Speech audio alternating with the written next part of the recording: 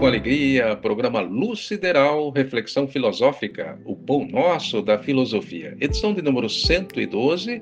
O tema de hoje, estamos trazendo aqui essas duas grandes almas, brasileiras, Humberto Rode e Chico Xavier. Obrigado a você que nos acompanha aqui no programa Luz Sideral, já em sua 112ª edição. Eu não posso deixar de agradecer aos manifestantes de todo o Brasil e alguns até do exterior, como a Crystal Mai das Filipinas. Já apresentamos aqui a sua manifestação de carinho num dos programas passados, E ela está sempre carimbando aí o seu joia, o seu valeu em nossos programas. E do Canadá temos o jovem Alter Alves. Bom, este é um tanto suspeito, pelo sobrenome, mas além de acompanhar aí o Luz Sideral, participa de quando em quando nas reflexões. Mas voltando ao Brasil, temos da capital paulista nosso amigo e irmão José Marcos Taveira dos Santos, de Osasco, José Luiz de Almeida, o vô aí da Pérola, feliz da vida com a sua netinha querida, Deus abençoe. E de Itapevi, também na região metropolitana de São Paulo, temos a mensagem do advogado, Dr. Carlos Fernando Caetano de Moraes. Ele também é fundador e médium da Igreja Cristã Espírita Universal, objetivando sempre a elevação das almas, o que contribui para um mundo melhor. E diz aqui o Dr. Carlos sobre o nosso programa: Luz Sideral, um programa de valiosa instrução para o espírito. Eu sempre assisto. Obrigado, prezado amigo e irmão, reverendo Carlos, pelas suas gentis palavras. Estamos sempre aí juntos, por um mundo melhor. Um grande abraço também para todos da comunidade Céu, onde lá estive visitando, na sede, em Barueri, e fui muito bem recebido lá. Deus abençoe maravilhosamente a todos. E continue se manifestando por aqui, é só mandar aí o seu comentário, que com muito prazer irei registrando aqui no Luz Sideral. Aproveita de ter também o seu like, se inscreva em nossos canais, a Com Luz, Luz Sideral e Autolibertação União Cósmica. É sempre uma alegria ter você por aqui, prezado ouvinte, prezada ouvinte. Bem, conforme o destaque do assunto de hoje, Humberto Rode e Chico Xavier. Vou começar aqui pelo filósofo e escritor, o professor Humberto Rode, que viveu entre nós de 1893 a 1981, e nos deixou uma grande literatura em seus 68 livros sobre a sua filosofia universica, firmada em matemática, mística e metafísica, e completamente aí inserida nas máximas do divino filósofo Jesus, o Cristo planetário e supremo governante do planeta Terra. No princípio era o Verbo estava com Deus, e tudo que se fez no mundo foi feito por ele, Cristo Jesus. Estou aqui parafraseando, mas você encontra essa passagem na íntegra no quarto evangelista, João, logo no início, para quem quiser aí conferir. Bom, prosseguindo, Humberto Rode nasceu na pequena cidade de São Ludgero, em Santa Catarina, era filho de imigrantes alemães, e desde os 12 anos, quando foi mandado para o seminário de padres da Ordem dos Jesuítas, na cidade de São Leopoldo, no Rio Grande do Sul, e daí voou para o mundo e concluiu seu doutorado em filosofia nas grandes universidades da Europa, estudando na Alemanha, na Holanda, na Itália e outros. Depois disso, lecionou filosofia em grandes universidades do mundo, como na Universidade de Princeton, nos Estados Unidos, ao lado de Albert Einstein, que lecionava matemática na mesma universidade. E foram grandes amigos. Inclusive, Rode escreveu um dos seus livros com o título Einstein e o Enigma do Universo, um belo livro. Bom, resumindo, Rode registrou sua heróica passagem pela Terra em seus 68 livros. Na verdade, se fosse contabilizar tudo, daria mais de uma centena de livros. Mas ele, quando deixou a batina, o sacerdócio católico, desconsiderou muitos deles. Bom, então hoje eu trago aqui, neste seu livro, Por um Ideal, são 2 volumes, recheados aí de aventuras do grande bandeirante do Evangelho de Jesus, como Humberto Rode era conhecido e chamado pela imprensa brasileira na época. E eu trago aqui uma dessas histórias fascinantes desse grande bandeirante do Evangelho de Jesus, iluminando aí a sua filosofia universica, dentro aqui do 2º volume, de Por um Ideal, com o título Pela Terra dos Inconfidentes, Chico Xavier. O ano de 1936 foi consagrado quase todo a excursões apostólicas através do território mineiro. Viajei muitíssimo e, mesmo assim, não consegui visitar a terça parte da terra imensa de Tiradentes. Nos arredores de Belo Horizonte, pelo leste e sul do estado, é relativamente fácil viajar. Norte e oeste, dificílimo. O mineiro da gema é retraído, desconfiado, mas quando amigo é o de coração e sinceramente. De índole tradicionalmente religiosa, dificilmente aceita inovações. Desconfia de ideias novas, principalmente quando elas vêm importadas via Rio de Janeiro e São Paulo, essas Babilônias da civilização. Perlustrei, nesse ano feliz e infeliz, grande número de cidades e vilas, entre elas Belo Horizonte, Juiz de Fora, Barbacena, Santos Dumont, Nova Lima, Sete Lagoas, Pedro Leopoldo, Pará de Minas, Itaúna, Divinópolis, Pacho, Pitangui, Sabará, Itajubá, Pouso Alegre, Virgínia, Varginha, Três Corações, Brasópolis, Oliveira, São João de Oliveira, São João del Rei, Curvelo, Diamantina, Lavras, mais tarde também Guaxupé, São Sebastião do Paraíso, Uberaba, Uberlândia, Araguari, Formiga e etc. Pouco me demorei desta vez na cidade Jardim, porque lá voltaria antes do Congresso Eucarístico Nacional, que seria em setembro do mesmo ano. Tanto mais extensas e demoradas foram as minhas expedições por outros centros do grande estado central. Era necessário tomar contato com um bom número de cidades e organizar em cada um desses pontos uma representação permanente da cruzada da boa imprensa. Ele criou essa cruzada e percorreu todo o Brasil, né, para difundir as boas novas do Evangelho. Volta o professor Rode, uma espécie de porta-voz disciplinado que veiculasse toda e qualquer ordem ou sugestão irradiada da nossa central no Rio de Janeiro. Era necessário planificar o nosso movimento. Ainda nesse tempo, eu era um insigne e cria possível organizar uma obra desse vulto sem ser fulminado pelo flagelo da inevitável celebridade e cair vítima do próprio apostolado, como tem acontecido a milhares de outros. E como poderia eu pretender ser uma exceção da regra? O idealismo é uma espécie de ilusão, mas uma ilusão necessária e fecunda, porque sem uma boa dose de idealismo e ilusão, nada se consegue neste mundo. É o volante da máquina. Menos ainda podia eu convencer-me da verdade profunda dessas palavras do Divino Mestre. Os inimigos do homem são os seus companheiros da casa. Oficiais do mesmo ofício, como dizemos nós, pensava eu, nesse tempo, rezando pela cartilha decorada. Os meus piores inimigos fossem os incrédulos, os ateus, os maçons, os protestantes, os espíritas, os dissidentes em geral. Deslembrando de que Jesus não encontrou hostilidade na parte dos pagãos de Roma e nem dos hereges de Samaria, mas sim da parte da sinagoga do Sinédrio dos sacerdotes, escribas e doutores da lei, isto é, dos seus correligionários. Não sabia eu, neste tempo, que não havia apostolado sem martírio. Sabia sim, mas não queria que fosse assim. E o que o coração não quer, isto a inteligência não compreende, ainda que seja claro como o sol do meio-dia.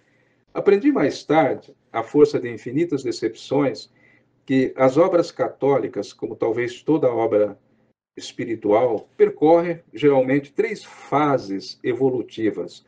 A primeira, quando pequenina, incipiente, ninguém liga, importância, todos a tratam com desprezo e pouco caso. Em face do idealismo do seu autor, só tem palavras de compaixão. Encolhendo os ombros, julgam-se de seu dever desculpar o coitado que não conhece o mundo. Segundo, quando a obra entra num estado de franca prosperidade, começam as invejas, os ciúmes, as malevolências e maledicências, os ataques à sócopa, as calúnias, as guerrilhas de emboscadas ou até guerras em campo raso. Fulano é ambicioso, assim dizem os invejosos e despeitados. É mercantilista, é judeu, explorador, montou uma empresa católica que rende tantos milhares de cruzeiros por mês e lá vão números astronômicos. Errou a vocação, explora a credulidade e boa-fé do público e etc. Terceiro, mais tarde, quando a obra parece ter adquirido estabilidade definitiva, surgem as tentativas de encampamento e oficialização.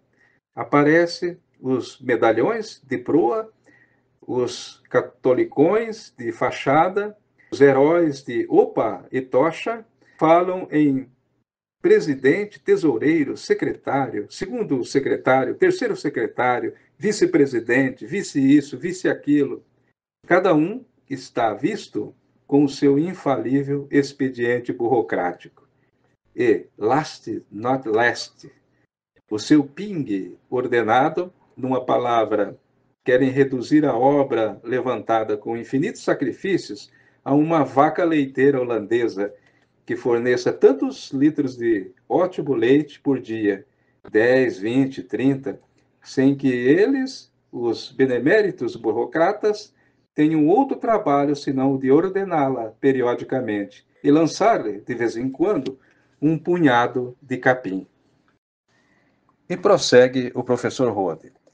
Assim é que o católico que queira prestar algo de notável em prol do reino de Deus se vê sempre entre duas tenazes de um dilema: ou dar à sua obra um cunho de rigorosa disciplina, cobrando pontualmente as assinaturas de jornais, revistas e assistindo no pagamento exato de livros fornecidos, e neste caso, é fora de dúvida, granjeará entre milhares de católicos a pecha de judeu, né, mercantilista e explorador.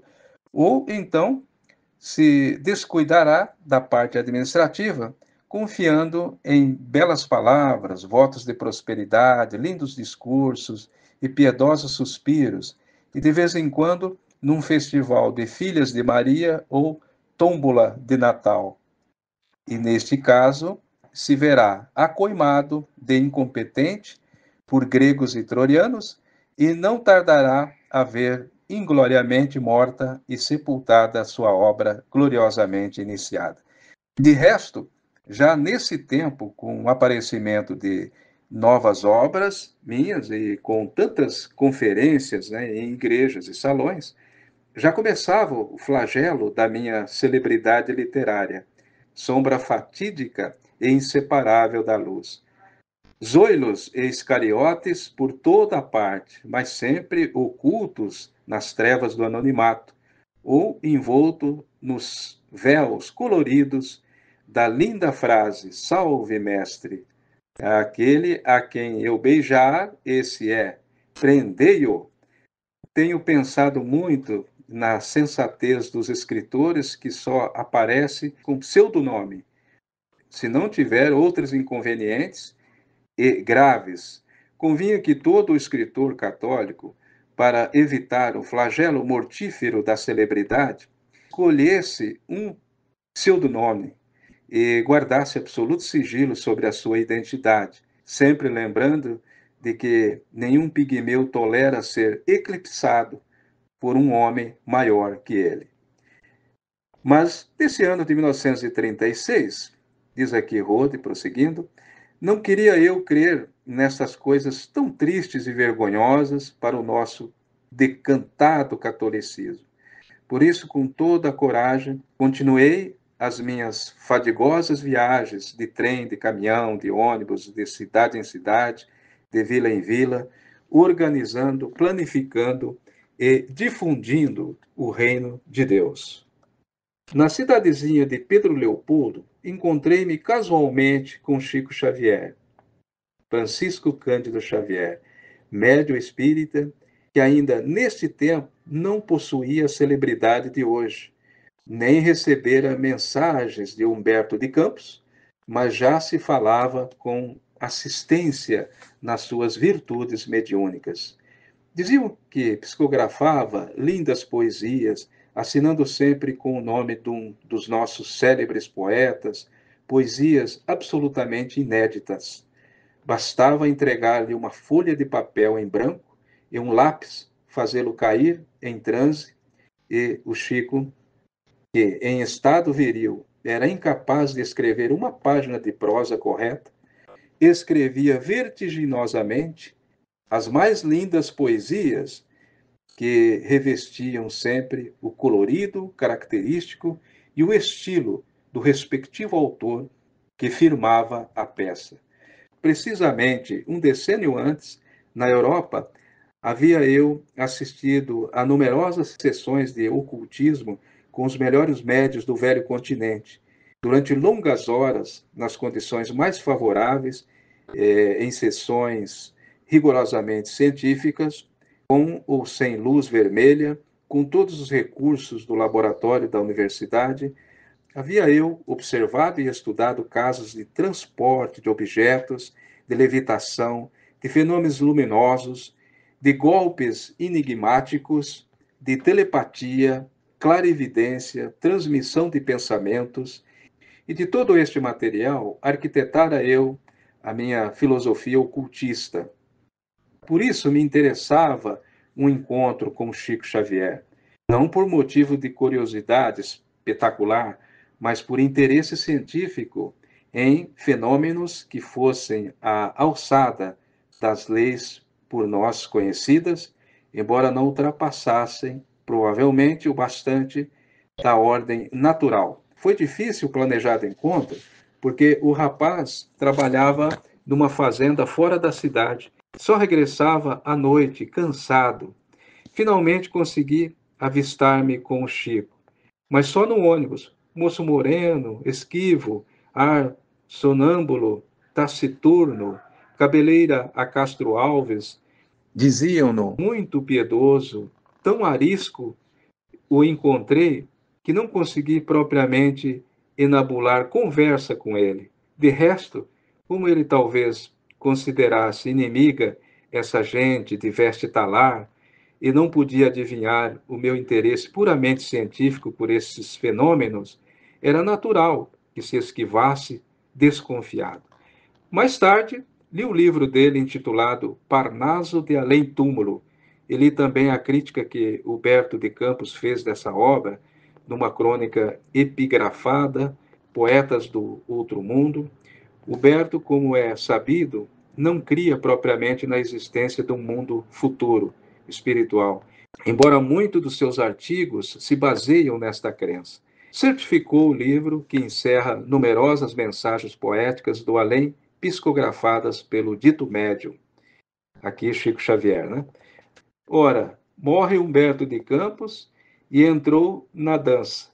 Quem manda mensagens por intermédio de Chico Xavier é, de preferência, o nosso grande escritor maranhense, Humberto Campos.